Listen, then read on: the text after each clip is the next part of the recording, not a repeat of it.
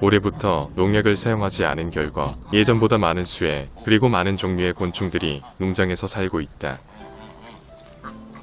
작년까지 볼 수 없었던 장수풍뎅이도 그중 하나이다.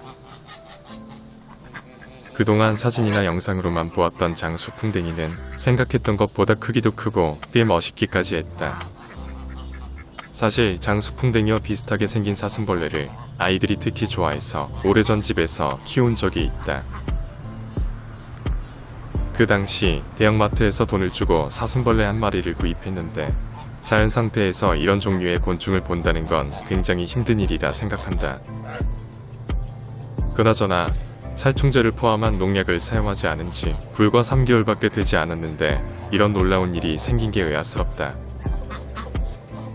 농약을 사용하지 않은 결과로 올해 복숭아와 자두 농사는 형편없어졌다. 자두의 경우 겉으로 보기엔 멀쩡해 보이지만 꽃이 필 무렵 곤충들이 알을 낳아 자두 속에 애벌레가 자라고 있었다. 그리고 복숭아의 경우 수많은 벌레들이 달라붙어서 쉽게 상처가 나고 더 빨리 썩기까지 했다. 덕분에 올해 자두를 전혀 먹지 못했고 복숭아는 예년에 비해 수확량의 20% 정도 먹을 수 있었다. 그래서 사람들이 못 먹는 벌레 먹은 자두와 복숭아는 모두 닭과 오리와 거위들의 몫이 되었다. 녀석들은 틈만 나면 복숭아와 자두나무 밑에서 떨어진 과일을 먹는다. 먹는 것에 유난히 민감한 녀석들은 누가 가르쳐주지 않아도 농장 여기저기에 있는 과일나무의 위치를 정확히 알고 있는 것이다. 녀석들의 그런 행동은 오히려 나에게 큰 도움이 되고 있다. 나무에서 떨어진 과일들을 그냥 방치할 경우 오랫동안 나무 밑은 굉장히 지저분해지지만 동물들이 매일같이 깨끗하게 먹어치우고 있기 때문이다. 특히 오리들은 썩은 과일까지 먹어치울 만큼 굉장히 식욕이 좋은 편이다. 2년 전부터 농장에서 살고 있는 야생 기러기 코비는 원래 이곳이 고향이었던 것처럼 아주 잘 지내고 있다. 처음 만났을 때에는 사람을 많이 두려워해서 내가 가까이 다가가면 도망다녔지만 이제는 바로 옆에 있어도 무서워하지 않는다. 녀석은 우리들과의 관계도 대체로 원만한 편이다. 조용한 성격 때문에 오리들에게 괴롭힘을 당할 것 같지만 다수의 오리들을 상대로 싸워도 지지 않을 만큼 강단이 있다. 만약에 거위나 오리 그리고 머스코비 중에서 어떤 동물을 키우는 게 좋을지 고민한다면 나는 주저하지 않고 머스코비를 추천한다. 머스코비는 거위같이 성격장애가 있는 것도 아니고 오리처럼 시끄럽지도 않다.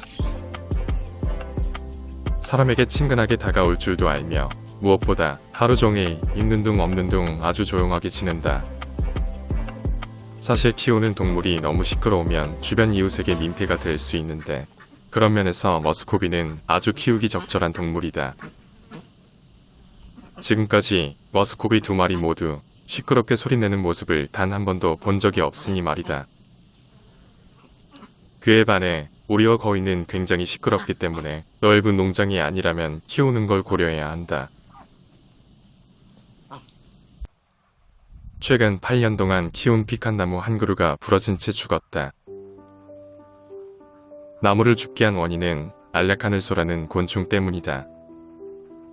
과거에 존재하지 않았던 외래곤충인 알라카늘소는 지금까지 본 해충들 중 단연 으뜸일 만큼 강력한 놈이다. 다른 해충의 경우 나무의 잎을 갉아먹거나 과일을 먹는 수준이라면 이 녀석은 나무의 수액을 빨아먹어 결국 고사시켜버린다.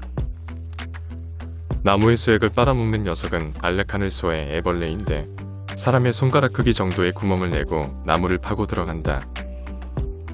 이런 애벌레가 나무에게 피해를 주지 않도록 하는 방법에는 두 가지밖에 없다. 살충제를 뿌리거나 아니면 야생새들이 애벌레나 성충을 잡아먹는 것이다. 나는 일부의 나무들이 고사되어 죽는 일이 생기더라도 살충제를 뿌리지 않는 방법을 선택할 것이다. 살충제를 뿌리게 된다면 생태계가 파괴될 것이고 그렇게 되면 야생새들도 이곳을 녀석들의 주거지로 선택하지 않게 될 것이다. 내가 오래전 군생활을 했던 부대 안에 있는 조그마한 야산에는 자두나무와 밤나무가 꽤 있었다. 당연히 1년 내내 살충제를 포함한 어떠한 농약도 뿌리지 않았지만 그 나무들은 건강했으며 열매들도 괜찮았다. 여름에는 자두를 따먹었고 가을에는 밤을 주워 먹었다. 살충제가 없어도 나무와 열매들이 좋은 상태를 유지하는 이유는 그 야산의 전반적인 생태계가 건강하다는 의미이다.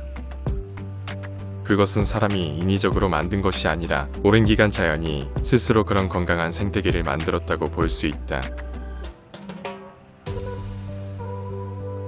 농장에는 생전에 보지도 못한 다양한 벌레들이 나무의 생존을 방해한다. 대부분 나뭇잎을 먹으면서 나무의 성장을 방해하는 녀석들이다. 안타까운 것은 이런 종류의 털이 있는 애벌레는 닭들도 외면한다는 것이다.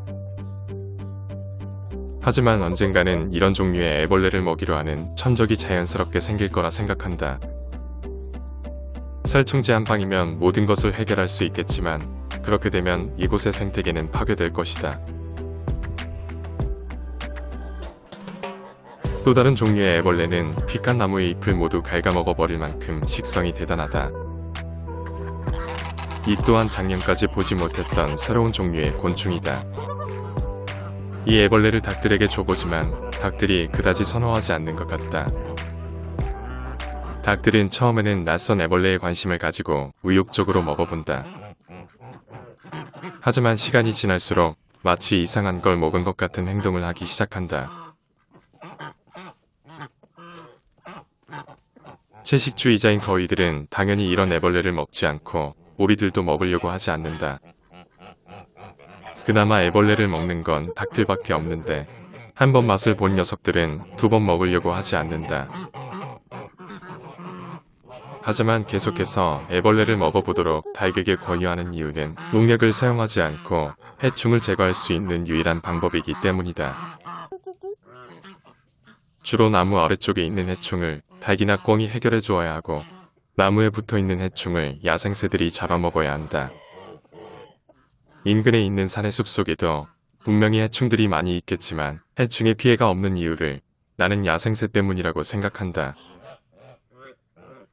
산에 있는 나무에 둥지를 만든 야생새들은 새끼들을 키우기 위해 단백질이 풍부한 많은 수의 곤충들을 잡을 것이다. 농장에 있는 나무들이 울창해져서 숲속처럼 된다면 산에 있는 수많은 야생새들이 이곳에 정착하게 될 것이고 시간이 지나면서 해충의 문제는 자연스레 사라질 거라고 생각한다. 그 중간 과정에서 다수의 피해가 있을 수 있지만 그것은 성장하기 위해 겪는 진통일 것이다.